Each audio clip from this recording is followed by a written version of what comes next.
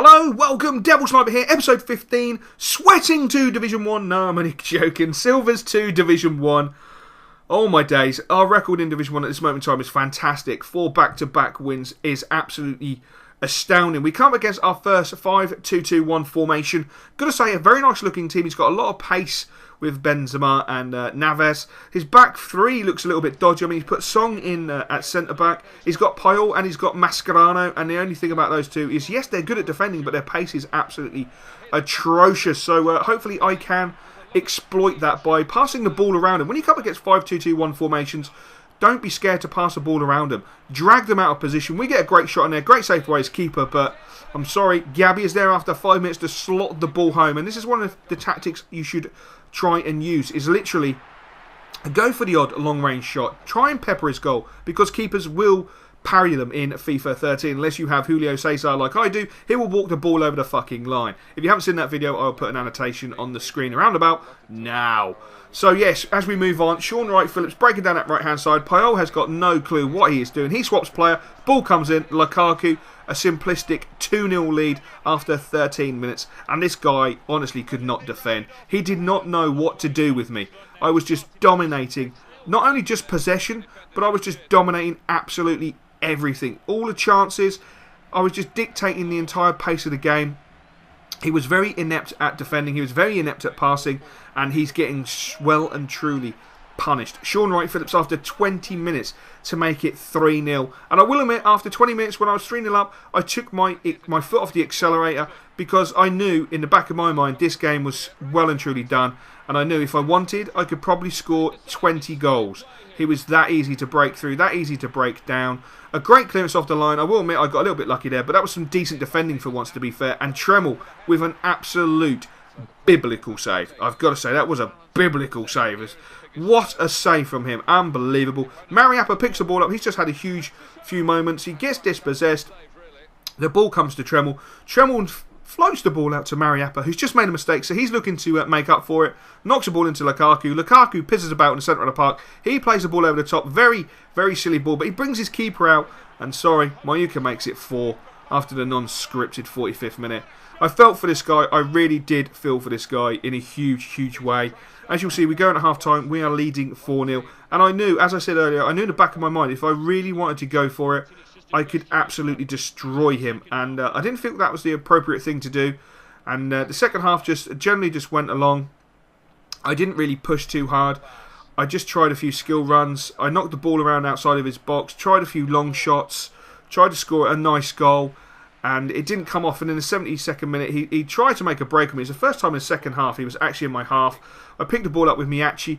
Knocked the ball through. This is a great ball from Miyachi. Look at that ball. Into Gabi Albongla Paisel. And yes, I sweated it back to Lukaku.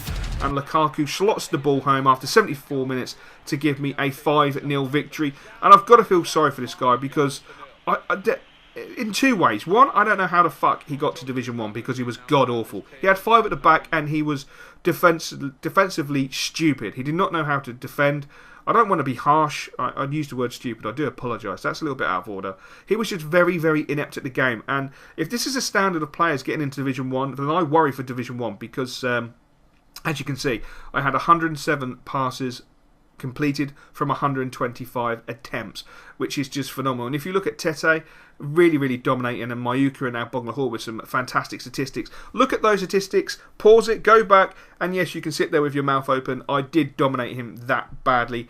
And to be honest with you, 5 should have been 15. And do I feel bad about not getting to 15? Yes, because I would love to have scored 15. I should have scored 15. I should have absolutely bent him over and shafted him hard. But I felt that was very, very inappropriate, because the first half was so freaking easy that as I say, I actually felt sorry for the guy, that he was really just couldn't defend. It was just astounding to actually have someone in Division 1 who, to me, was like a Division 4 player. And that's no disrespect. I don't know how you guys feel about it. I don't want to come across as a complete arsehole, but honestly, he did not feel like a Division 1 player. And the way he played with 5 at the back was just ridiculous. Absolutely ridiculous. But anyway, we went into half-time in the final game of this episode, losing 1-0 to a Lewis Muriel goal. And I've got to say, Muriel is just such a player. His pace, his acceleration is just fantastic. As you can see, I'm absolutely dominating this guy. He caught me once on the counter-attack, which is really, really frustrating because, yet again, it was all me absolutely destroying and breaking him down and making him look silly. But I just could not score. I just could not score until Mayuka picks the ball up and he slams it against the keeper's hand. And I thought to myself at this moment, I don't think I'm going to score in this game. I think I'm going to get absolutely smashed. And then Tremel pulled that save off. And in my mind, the whole game changed. Sean Wright-Phillips on the byline, breaking down the right-hand side, getting to that byline, pulls the ball back. Great defensive header. Lukaku is the first to react. He pulls it back into Mayuka. The piece of luck I need. Gabby stops the ball in midair. It falls to Mayuka again, and he just slams it home after 72 minutes to make it 1-1. And I felt from this moment onwards, I could turn up my sweat levels. I could put my sweatbands on. I could put my MLG leotard on and go absolutely huge on this guy. And I did. The ball spread out from Lukaku into Gabby, and yes, you've heard the music. You know what I'm going to do. And I did it after 75 minutes to make it 2-1.